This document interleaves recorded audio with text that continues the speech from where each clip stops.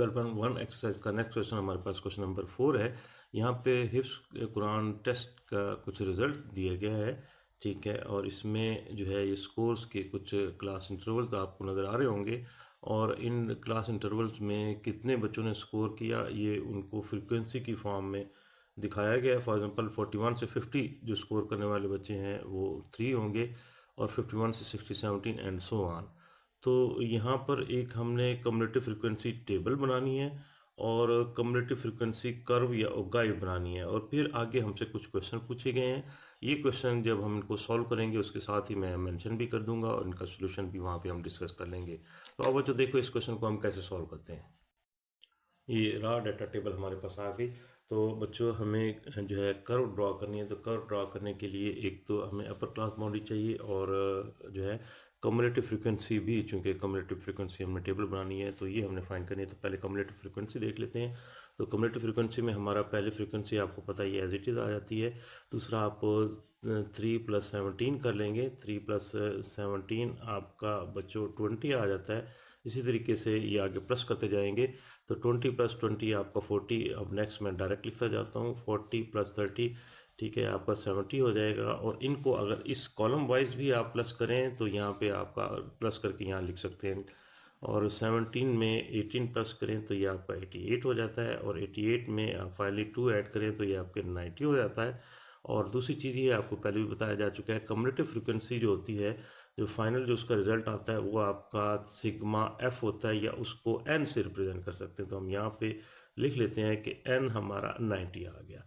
Next हमने upper class boundaries निकालनी है। तो क्लास बाउंड्रीज निकालने के लिए मैं आपको पहले भी बता चुका हूँ बच्चों कि क्लास बाउंड्री के लिए आपने क्या करना होता है कि पहला क्लास इंटरवल की अपर क्लास लिमिट और नेक्स्ट क्लास इंटरवल की लोअर क्लास लिमिट, इनको आपने चेक करना होता है। अगर ये दोनों आपके बच्चों सेम आ जाए तो समझ लें यही आपकी क्लास बाउंड्रीज होती हैं। लेकिन अगर सेम नहीं आ रहे तो उनमें जो डिफरेंस आते हैं वो आपने चेक कर लेना होता है कितना डिफरेंस है। लेट्स सपोज यहाँ पर फॉर एग्जांपल डिस्टेंस जो है 51 और 50 के दरमियान 1 है, एक का डिफरेंस है। तो 1 को आपने करना है 2 पे डिवाइड, 2 पे डिवाइड करेंगे तो 0.5 आ जाएगा। और जो अपर जो लिमिट होती है उसमें आपने 0.5 को प्लस कर लेना है और लोअर लिमिट में यहाँ पे 0.5 को माइनस कर लेना होता है। लेकिन ये कब, जब आपको क्लास बाउंड्रीज चाहिए। हमें पूरी क्लास बाउंड्रीज नहीं चाहिए, हमें सिर्फ अपर क्लास बाउंड्री चाहिए। तो हम ये जो अपर क्लास लिमिट्स हैं आल, इसमें हम 0.5 ऐड करते जाएंगे। तो ये देखें हमारा एक 50 में पहले मैं ऐड किया 50.5 हो जाएगा और इसी तरीके से बाकियों को भी हम 0.5 ऐड करके लिख लेंगे। तमाम अपर लिमिट्स में हमने 0.5 ऐड कर लिया तो हमारे पास सारी ये अपर क्लास बाउंड्रीज आ गई। तो अब ये अपर क्लास बाउंड्रीज को हम जो है कर्व ड्रा करते हुए एक्स एक्सिस के साथ शो करेंगे और कम्युलेटिव फ्रीक्वेंसी को वाई एक्सिस के साथ शो करेंगे। ये देखें बच्चों, अपर क्लास बाउंड्रीज को हमने एक्स एक्सिस के साथ रिप्रेजेंट कर लिया और जो है कम्युलेटिव फ्रीक्वेंसी को वाई एक्सिस के साथ रिप्रेजेंट कर लिया। अब हम करेंगे क्या, जो हर जो अपर क्लास लिमिट है उसके अगेंस्ट जो हमारी जो कम्युलेटिव फ्रीक्वेंसी है उसको हम मार्क कर लेंगे, दोनों को वर्टिकल लाइन के साथ ज्वाइन कर लेंगे। तो देखें सबसे पहले आपके पास 50.5 है। ये देखें एक दो टेबल में आपको अगेन दिखा लूँ। 55.5 के अगेंस्ट 3 है, 60.5 के अगेंस्ट 20 है। तो इनको हम मार्क कर लेंगे। 50.5 के अगेंस्ट हमारे पास कम्युलेटिव फ्रीक्वेंसी तकरीबन 3 आती है। तो ये देखें ये 10 है, 3 आपकी अप्रॉक्सीमेटली यहाँ बनेगी। यहाँ पे मैं इसको मार्क कर लेता हूँ। और इसी तरीके से 60.5, ठीक है, ये वर्टिकल थोड़ा सा इसको रखना है स्केल को। 60.5 के अगेंस्ट हमारे पास जो फ्रीक्वेंसी है वो तकरीबन 20 आ रही है। तो 20 देखें 20 यहाँ पे आके मिल रहा है तो यहाँ पे इसको मैं मार्क कर लूँगा और इसी तरीके से हम बाकी पॉइंट्स जो है ना मार्क कर लेंगे। तो देखो बच्चों, हमने ऑल पॉइंट्स मार्क कर लिए। अब इन पॉइंट्स को हम फ्री हैंड कर्व के साथ, कर्व लाइन के साथ हम ज्वाइन कर लेंगे। तो ये देखें हमारा ये हो गया, नेक्स्ट हमारा ये हो गया। फिर क्या करेंगे हम, ये देखें ये हमारी थोड़ी सी कर्व बन जाएगी और ये हो गया और फाइनली यहाँ तक हम पहुँच गए। तो ये बच्चों हमारी जो उगाइव कह लें या कर्व कह लें, कम्युलेटिव फ्रीक्वेंसी कर्व ये हो गई। नेक्स्ट बच्चों हम इसके क्वेश्चन सॉल्व करेंगे। तो पहला क्वेश्चन हमसे पूछा गया है कि हाउ मैनी बॉयज़ अपीयर्ड। तो नंबर ऑफ़ बॉयज़ अपीयर्ड, ये आपकी टोटल जो फ्रिक्वेंसी होती है उसका जो सम होता है। ये समझ लें कि ये नंबर ऑफ़ हेड्स होता है। तो नंबर ऑफ़ बॉयज़ आपका इसका सम यानी n = 90। तो नंबर ऑफ़ बॉयज़ अपीयर जो है हमारे पास आ जाएंगे बेटा 90 आ जाएंगे। ठीक है। नेक्स्ट आपसे पूछा गया है कि व्हाट इज़ मीडियन स्कोर। तो मीडियन बच्चों आप 9th क्लास में पढ़ चुके हैं। मीडियन निकालने के लिए जो आपका फार्मूला ये सेकंड क्वार्टाइल होता है या मीडियन ग्रुप आपका यूँ समझ लें, वो ये होता है कि आप n डिवाइडेड बाय 2 कर लेते हैं। तो n बाय 2 ग्रुप हमारा होगा, या ठीक है उस ग्रुप के अंदर हमारा मीडियन फॉल करेगा। तो n बच्चों हमारे पास 90 है, तो हम कर लेंगे 90 divided by 2 is equal to 45। तो ये 45th ग्रुप है आपका, तो उसके अंदर आपका फॉल करता है ये। तो अब ये मीडियन आप फार्मूला अप्लाई करके भी कर सकते हैं, लेकिन चूंकि इस क्वेश्चन के अंदर हमने ग्राफ बना लिया है, तो ग्राफ के ज़रिए भी हम मीडियन फाइंड कर सकते हैं। तो हम फाइंड कर चुके हैं जो मीडियन ग्रुप है n/2 45th वैल्यू है। तो यहाँ पे कम्युलेटिव फ्रीक्वेंसी में हम 45 को एक किस्म का मार्क करेंगे। ये देखें 40 और 50 के दरमियान मिड आपका ये बन रहा है, ये आपका मिड वैल्यू है। ठीक है, और हम क्या करेंगे, ये देखें स्केल की मदद से हम इसको इसके साथ ज्वाइन कर लेंगे इस ग्राफ के साथ। ठीक है, और इसी तरीके से हम इसी पॉइंट को स्केल की मदद से हम नीचे वर्टिकल लाइन हम ड्रॉ कर लेंगे। तो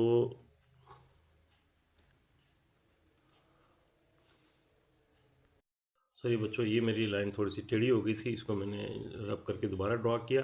तो खैर इसको हम दोबारा एक स्केल रख के यहाँ पे, ठीक है, यहाँ से भी हम वर्टिकल लाइन जो है ना इस पॉइंट के साथ जो भी हमारा बनता है, ये अगेन देख लें, ये हम इसको मिला देते हैं। ठीक है, तो वंस अगेन बेटा ये मेरा स्केल, तो ये तकरीबन यहाँ पे आ जाती है। ठीक है, तो थोड़ा सा एक्यूरेसी नहीं रही वीडियो बनाने के दौरान। आप जब इसको ड्रॉ करें तो बच्चों ये आपका एग्जैक्टली 90 की डिग्री पे हो, और ये यहाँ पे 90 की डिग्री के ऊपर हो। तो इनको जब ये मिलाएंगे तो ये हमारा, ये देखें यहाँ पे आके मिल गया। तो इस पॉइंट को नोट करेंगे तो अंदाज़न ये मेरा 72 समथिंग आ रहा है। तो हमारा जो मीडियन स्कोर हम लिख लेंगे, यहाँ पे लिख लेते हैं मीडियन स्कोर। ठीक है, वो आपका तकरीबन अप्रॉक्सीमेटली, क्योंकि हमने ये कैलकुलेट नहीं किया, ग्राफ से लिया अप्रॉक्सीमेटली, तो ये आपका 72 आ जाएगा स्कोर। नेक्स्ट क्वेश्चन पूछ रहा है number of boys scored under median, यानी मीडियन जो है, जो वैल्यू है उसके अंडर कितने बच्चे थे। तो मीडियन हमारा 45 आ गया। तो समझ लें कि जो बॉयज़ हैं वो भी 45 होंगे, क्योंकि मीडियन जो है वो आपका मिड वैल्यू होती है। तो मिड वैल्यू मतलब ये 90 का हाफ 45 है, तो मीडियन के अंदर जो बच्चे थे वो भी आपके 45 होंगे। तो ये हम लिख लेते हैं, ये आपके 45। Next question, how many boys fail in the first decile. तो फर्स्ट डिसाइल क्या होता है, आप ये निकाल लेते हैं पहले। फर्स्ट डिसाइल, डिसाइल हम डिस्कस कर चुके हैं इंट्रोडक्शन के अंदर। तो फर्स्ट डिसाइल हो जाएगा n डिवाइडेड बाय हमारा 10। ठीक है, तो n आपके पास 90 है, तो 90 को आप 10 पे डिवाइड कर लें, तो ये आपका 9th ग्रुप आ जाता है। ठीक है, या 9th वैल्यू कह लें। तो जो आपका डिसाइल है वो 9th वैल्यू है, 9th नंबर ऑफ एंट्री। तो इसमें पूछ रहा है कि इसके अंदर कितने बॉयज़ हैं, स्कोर नहीं मांग रहा। तो ये 9th एंट्रीज है, तो इसका मतलब है कि 9 बॉयज़ ही फर्स्ट डिसाइल की रेंज के अंदर आ जा रहे हैं। तो इसका आंसर जो है वो आपका जो है 9 बॉयज़ बनेगा। तो हम यहाँ लिख लेंगे 9 बॉयज़। पीछे वाले में भी हमने 7 बॉयज़ नहीं लिखा, ये भी मैं यहाँ पे आपके लिए लिख देता हूँ। सिमिलर जो था next question, how many boys fail in the 30th percentile. तो 30th परसेंटाइल कैसे होता है वो हम पहले निकाल लेते हैं। यहाँ पे लिखेंगे 30th परसेंटाइल। ठीक है, तो 30th परसेंटाइल कैसे निकालते हैं, ये आपका 30n डिवाइडेड बाय 100 और थर्ड ग्रुप या वैल्यू जो भी आप कह लें। ठीक है, तो n बच्चों आपको पता है 90 है, तो यहाँ पे 90 लिख देंगे, और 90 ओवर 100 इनको आप कैलकुलेट करें तो आपका 27th ग्रुप आ जाता है। ठीक है, तो आपका जो 30th डिसाइल है 27th वैल्यू या 27th ग्रुप या 27th एंट्री है। तो यहाँ पर इसका स्कोर नहीं मांग रहा, इसमें भी वो इसके अंदर इस रेंज में कितने बॉयज़ आ रहे हैं। तो जैसे पीछे हमने निकाला था फर्स्ट डिसाइल में, तो ये 27 ग्रुप या 27 एंट्रीज है, तो इसका आंसर भी बच्चों उसी तरीके से 27 बॉयज़ ही होगा। ठीक हो गया। तो बच्चों इस क्वेश्चन का आखिरी पार्ट पूछा जा रहा है, how many boys fail in 100 percentile to get award. तो जैसे हम पीछे सॉल्व करते आ रहे हैं, अगर इसी क्वेश्चन को इसी तरीके से सॉल्व करें तो आपका आंसर गलत हो सकता है, क्योंकि 100 परसेंटाइल आप निकालेंगे 90 आएगा। तो ये क्वेश्चन जो फ्रेज़ किया गया है, इसकी वर्डिंग थोड़ी सी सही नहीं है। तो बहरहाल ये कह रहा है कि जो है इन बच्चों को कोई एक्सीलेंस अवार्ड मिला। तो 100 परसेंटाइल अगर आप निकालें, वैसे देखा जाए तो मैं आपको फॉर एग्जांपल निकाल देता हूँ, लेकिन इस क्वेश्चन में निकालने की ज़रूरत नहीं है। तो 100 परसेंटाइल आपका कैसे निकालेंगे, शॉर्ट में लिखता हूँ। 100 परसेंटाइल हो जाएगा आपका 100 multiply by n divided by 100। ठीक है, तो ये 100 कैंसिल होकर n के इक्वल 90 आ जाएगा। ठीक है, 90th वैल्यू आप कह लें या 90th ग्रुप कह लें। तो जैसे पीछे हमने किया हाउ मैनी बॉयज़ अगर कहें तो हाउ मैनी बॉयज़, तो ये तो फिर आपके 90 बॉयज़ आ जाते। तो इसका मतलब है कि ऑल 90 बॉयज़ को जो है ना एक्सीलेंस अवार्ड मिला। तो नहीं बच्चों, ऐसा नहीं है। तो ये एक किस्म का वो आपका ये पूछ रहा है कि जो जिसके अंदर 100 परसेंटाइल आ रहा है जिस ग्रुप के अंदर, तो एक किस्म के उस ग्रुप के अंदर कितने बच्चे हैं। तो आपका 100 परसेंटाइल या 90 जो है ये आखिरी आपके क्लास इंटरवल में आ रहा है, और इसके अंदर इसकी फ्रिक्वेंसी 2 है। और ये भी थोड़ा सा हम श्योरली नहीं कह सकते कि आपका जो अवार्ड मिला इस ग्रुप के अंदर आने वाले दोनों बच्चों को मिला या किसी एक बच्चे को मिला जिसने 100 स्कोर किया। बहरहाल इस ग्रुप के अंदर जो इसकी वर्डिंग हमें समझ आ रही है उसके मुताबिक तो 2 बॉयज़ फॉल कर रहे हैं। तो हम लिखेंगे कि एक्सीलेंसी अवार्ड हासिल करने वाले जो बच्चे थे वो आपके 2 बॉयज़ थे। तो ये था बच्चों हमारा क्वेश्चन नंबर 4। 12.1 एक्सरसाइज का नेक्स्ट क्वेश्चन हमारे पास क्वेश्चन नंबर 5 है। यहाँ पे हमें 50 कप्स की मैसेज दी गई हैं इन केजी। तो इन मैसेज के लिए क्लास इंटरवल्स दिए गए हैं, और हर क्लास इंटरवल के against number of cups frequency की फॉर्म में शो किए गए हैं। मतलब 60 से लेके 64 केजी तक 2 कप्स हैं, 65 से 69 केजी तक 6 कप्स एंड सो ऑन। तो ये हमारा बच्चों रॉ डेटा है क्वेश्चन नंबर 5 का। इस क्वेश्चन में सबसे पहले पार्ट में हमें कम्युलेटिव फ्रीक्वेंसी टेबल ड्रॉ करने के लिए कहा है। नेक्स्ट हमने कम्युलेटिव फ्रीक्वेंसी पॉलीगॉन ड्रॉ करनी है। यहाँ पे बच्चों ये थोड़ा सा नोट कीजिएगा, पॉलीगॉन के साथ हमें रिस्ट्रिक्ट कर दिया कम्युलेटिव फ्रीक्वेंसी। पॉलीगॉन की डेफिनेशन आपको इंट्रोडक्शन में मैं बता चुका हूँ, उसमें हम मिड पॉइंट्स यूज़ करते हैं और साथ में फ्रीक्वेंसी यूज़ करते हैं। लेकिन यहाँ पर हमें जो है कम्युलेटिव फ्रीक्वेंसी यूज़ करने के लिए कहा गया, तो ये थोड़ी सी हमारी डिफरेंट बनेगी। साथ में हमने नंबर ऑफ़ कप्स जो हैं जो अबव 77 केजी हैं वो हमने एस्टिमेट करने हैं पार्ट 2 में। पार्ट 3 में बच्चों हमने कम्युलेटिव फ्रीक्वेंसी कर्व ड्रॉ करनी है, और उसके अंदर भी हमने number of cups above 77 KG कितने हैं ये एस्टिमेट करना है। और फाइनल पार्ट हमारा क्या है कि हमने जो रिज़ल्ट नंबर 2 और रिज़ल्ट नंबर 3 निकाला होगा, इनको हमने कंपेयर करना है कि क्या सूरत हाल है, आपस में इक्वल हैं या डिफरेंट है। ये देखिए हमने टेबल बना ली। सबसे पहले हमें कम्युलेटिव फ्रीक्वेंसी टेबल बनाने के लिए कहा है, तो इन सब में कम्युलेटिव फ्रीक्वेंसी हम ऐड करते जाएंगे, लिखते जाएंगे। कम्युलेटिव फ्रीक्वेंसी आप कैसे लिखते हैं, देखें पहली फ्रीक्वेंसी एज इट इज़ आ जाएगी हमारी 2 आ जाएगी, और नेक्स्ट क्या है 2 और प्लस 6 हम करेंगे। ये देखें 2 प्लस 6 आपका 8 हो जाता है, और इसी तरह 8 प्लस 12 करेंगे तो ये आपका 20, और ये आगे मैं डायरेक्टली प्लस करता जाऊँगा, ऐड करता जाऊँगा। 20 और 14 आपका 34 होता है, 34 और 10 आपका 44 हो जाएगा, और 44 और 6 जो है आपका 50 हो जाएगा। ठीक है, तो ये एंड पे जो आपकी फ्रीक्वेंसी आती है, आपको पहले भी बताया हुआ है, ये आपकी इस फ्रीक्वेंसी के सम के इक्वल है। तो इसको सिग्मा एफ से भी रिप्रेजेंट कर सकते हैं, और इसको आप एन से भी रिप्रेजेंट कर सकते हैं। तो ये बच्चों हमारी कम्युलेटिव फ्रीक्वेंसी आ गई। नेक्स्ट हमने कम्युलेटिव फ्रीक्वेंसी पॉलीगॉन बनानी है। तो पॉलीगॉन की जो डेफिनेशन आप पढ़ चुके हैं, पॉलीगॉन जो है उसमें मैंने पहले भी बताया था फ्रीक्वेंसी यूज़ करते हैं, लेकिन यहाँ पे हम कम्युलेटिव फ्रीक्वेंसी यूज़ करेंगे। लेकिन एक चीज़ पॉलीगॉन की याद रखें कि ये आपकी क्लोज शेप होती है। तो क्लोज शेप के लिए आप 9th क्लास में भी पढ़ चुके हैं कि आप स्टार्ट में एटलीस्ट जो है ना शुरू में और एंड में एक एक क्लास इंटरवल ऐड कर लेंगे। और अगर आपको शुरू में लाजमी है ऐड करना, ये देख लें पहले यहाँ पे 60 से 64 के अगर आप बैकवर्ड जाएँ तो हमारा 59 यहाँ पे आ जाएगा और यहाँ पे आपका 55 आ जाएगा, ठीक है। तो ये हम क्यों ऐड करते हैं, क्योंकि इसके अगेंस्ट कोई वैल्यू नहीं है, इसकी फ्रीक्वेंसी ज़ीरो आ जाएगी। तो ये क्लास इंटरवल ऐड करने से जो हमारी फ्रीक्वेंसी ज़ीरो आ गई है, तो इसका मतलब है कि जो हमारी जो ग्राफ बनेगा वो ज़ीरो से यानी एक्स एक्सिस को टच करता हुआ बनेगा, इसलिए हमारा ग्राफ जो है वो क्लोज शेप बन जाएगा। लेकिन आगे जो हमने कर्व बनानी है उसमें क्लोज शेप बनाना ज़रूरी नहीं है, तो उसके लिए हमें इस बाउंड्री की या क्लास इंटरवल की ज़रूरत नहीं होगी। तो ये हमने अपनी तरफ से ऐड कर लिया।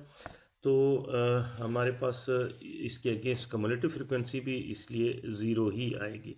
तो समझ लें कि हमारी जो पॉलीगॉन की चीज़ें हमें चाहिए, उनमें से हमें जो है ना एक फ्रिक्वेंसी कम्युलेटिव फ्रिक्वेंसी जो है वो टोटल यहाँ पे यूज़ करनी है, वो हमें मिल गई।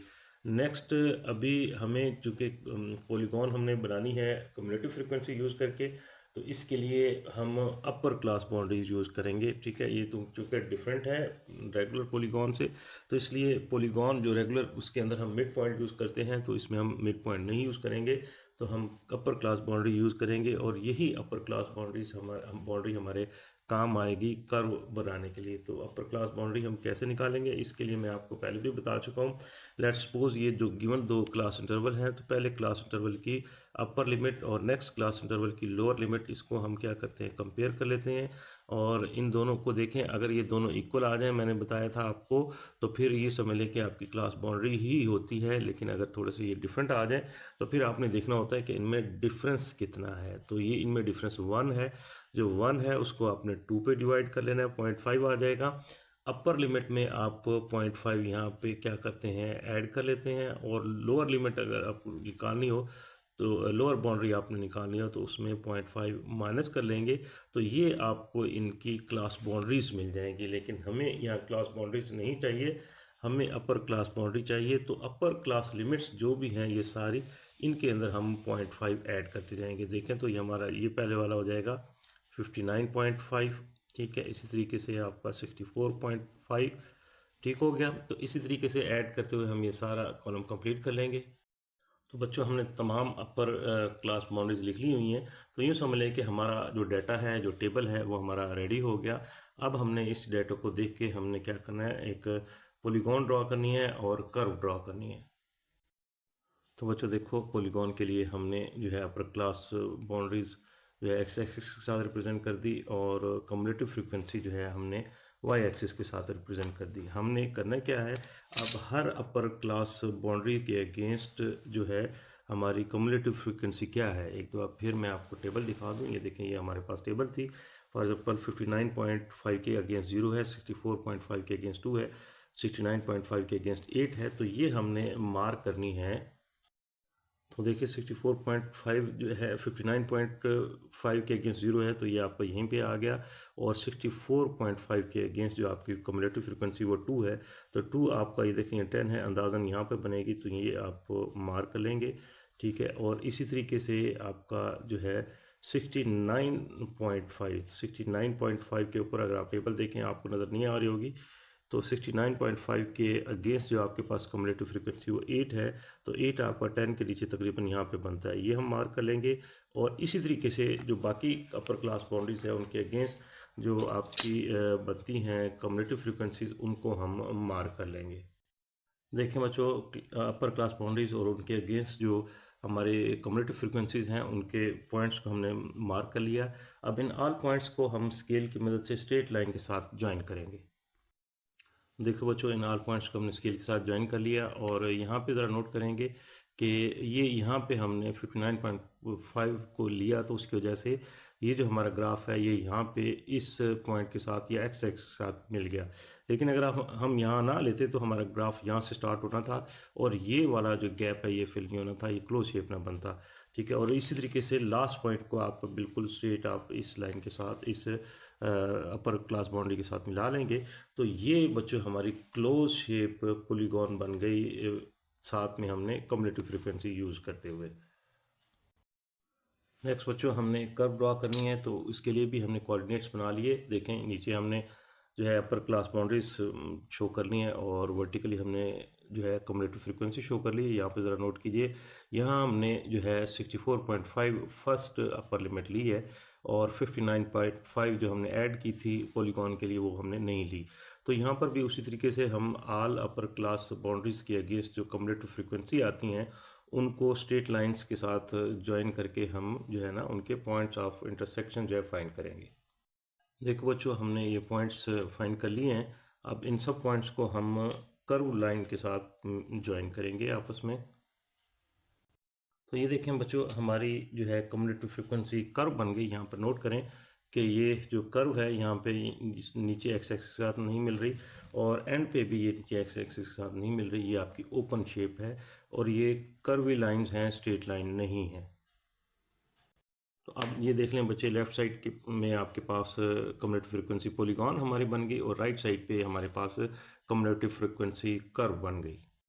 नेक्स्ट बच्चों, हमें यहाँ पर पूछा गया है कि अबव 77 केजी कितने बच्चे एस्टिमेटेडली कितने कब्ज़ हैं, तो ये हमने फाइंड करने हैं। तो ये हम दो तरीक़ों से कर सकते हैं। हम इसे डायग्राम से भी फाइंड कर सकते हैं, कम्युलेटिव पॉलीगॉन फ्रीक्वेंसी पॉलीगॉन जो बनाई है उससे भी हम एस्टिमेट कर सकते हैं और वैसे भी हम टेबल से भी इसको एस्टिमेट कर सकते हैं। हमारी टेबल देख लें बच्चों, तो ये देखें 74 यहाँ पर ये इसकी लिमिट बन रही है, अपर लिमिट, और 77 आपका इनका तकरीबन मिड में कहीं समथिंग आएगा। तो हमने क्या करना है, 77 से अबव जो है ना कितने बच्चे हैं वो हमने करने हैं। तो ये दो तरीके हैं, आप 77 से नीचे वाले जो हैं उनको आप कैलकुलेट कर लें और उनको सबको टोटल 50 में से माइनस कर लें, या यहाँ से 77 से अबव देखें ये हमारे जो है 10 और 6 इनको प्लस कर लें और इनका मिड जो है 77, ऑलमोस्ट मिड तो नहीं कह सकते, सॉरी मिड ही होगा, 75 और 77 79 का मिड ही होगा। अगर हम एस्टिमेट कर लें ये मिड है और ये हमारा एस्टिमेट गलत हो सकता है कि ये मिड पॉइंट है, तो इसका मतलब है कि ये जो 14 है वो हो सकता है कि 7 हमारे फर्स्ट हाफ में और 7 सेकंड हाफ में आ रहे हो। तो लेकिन ज़रूरी नहीं है, ये 7 हम यहाँ पे लिख लेते हैं अप्रॉक्सीमेट, चूँकि एस्टिमेट करना है इसलिए हम अप्रॉक्सीमेट ले लें। तो हो सकता है कि ये जो 14 वैल्यूज़ हैं इनमें से कुछ 70 जो है फॉर एग्ज़ाम्पल 13 या जो है इवन 12 आपके 76 हों और बाकी जो है 77 या 79 या 78 हों। तो ये जो हमारी एस्टिमेशन है ये एक अंदाजे से गलत भी हो सकती है। तो बहरहाल 77 से अबव जो हमने एस्टिमेट कर रहे हैं तो ये हमारा 10 + 6 + 7 ये भी हो सकता है। ये हमारे फ्रॉम टेबल एक हमारा रफ़ एस्टिमेट है। तो यहाँ पे हम लिख लेंगे कि फ्रॉम टेबल जो हमें रिज़ल्ट मिला, ठीक है, तो वो हमारे पास जो आया है वो हमारा आ गया 7 + 10 + 6, ठीक है। तो वो आपका अप्रॉक्सीमेट और एस्टिमेट जो हमने प्लस कर लिया, ये बच्चों आपका 23 आ गया। अब इसी तरीके से यही जो है एस्टिमेशन कह लें, ये हम जो है ग्राफ से करेंगे। ग्राफ में बच्चों देखो हमारा 77 जो है अप्रॉक्सीमेटली इन दोनों के दरमियान यहाँ पे आएगा और इस पॉइंट को हम ऊपर स्केल के साथ स्ट्रेट लाइन से ज्वाइन कर लेते हैं। तो ये देखें हमने इसको इससे मिला दिया स्ट्रेट लाइन के साथ, ठीक है। अब ये जो पॉइंट है इसको हम इस वर्टिकल लाइन के साथ स्ट्रेट लाइन से ज्वाइन कर लेंगे। तो देखें वर्टिकल लाइन के साथ जो है ना हमने इसको ज्वाइन करा लिया और ये यहाँ आके मीट कर रहा है और ये अंदाज़न आपका यूँ देख लें कि ये आपका 27 आ जाता है। तो इसका मतलब है 77 तक जो टोटल कब्ज़ हैं वो आपके 27 आ गए और 77 से अबव मांग रहा है। तो ये वाले कब्ज़ कितने हैं, तो टोटल आपके कब्ज़ 50 हैं। तो 50 में से 27 माइनस कर लें तो हमारा 23 ही आंसर आता है। तो हम यहाँ पे लिख लेते हैं, आपने फ्रॉम टेबल ये फाइंड किया, अब लिखेंगे फ्रॉम ग्राफ हमारे पास जो रिज़ल्ट आया है तो उसमें जो है बच्चों हम लिखेंगे 50 - 27। तो ये भी आपका अप्रॉक्सीमेटली जो है हम अप्रॉक्सीमेटली ही कहेंगे 23 आएगा, क्योंकि हमें वंस अगेन मैं आपको बता दूं कि ये हमारे पास क्लियर नहीं है कि कितनी वैल्यूज़ हैं और हर एक जो है कहाँ फॉल्ट इक्वली डिस्ट्रीब्यूटेड हैं या मसलन ये 14 में से मैक्सिमम हो सकता है 76 हों, 75 हों, तो इस वजह से हम इसको इक्वल, एग्जैक्टली इक्वल नहीं कह सकते, ये हमारा एस्टिमेट है।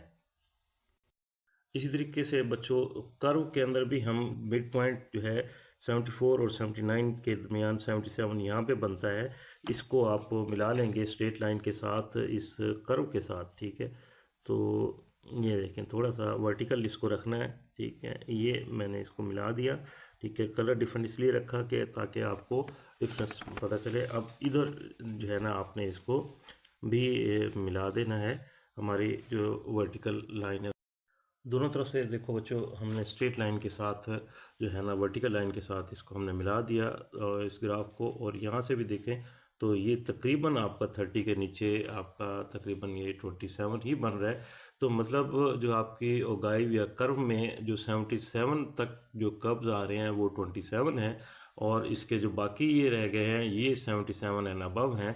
तो ये भी उसी तरीके से हम जो है इसका आंसर निकालेंगे, हम लिखेंगे अपना जो यहाँ पे क्वेश्चन था, तो हम लिखेंगे कि हमारा जो है ना ये आ जाएगा 50 माइनस 27 कर लें, तो ये हमारा अप्रॉक्सीमेटली इसका आंसर जो है 23 आ जाता है, अबव 77 kg, ठीक है। और आखिर में पूछा गया है कि कंपेयर रिजल्ट 2 एंड 3, तो आप लिखेंगे कि बोथ आर इक्वल, ठीक है। तो हमारा जो दोनों रिजल्ट हमने निकाला है तो वो दोनों इक्वल हैं।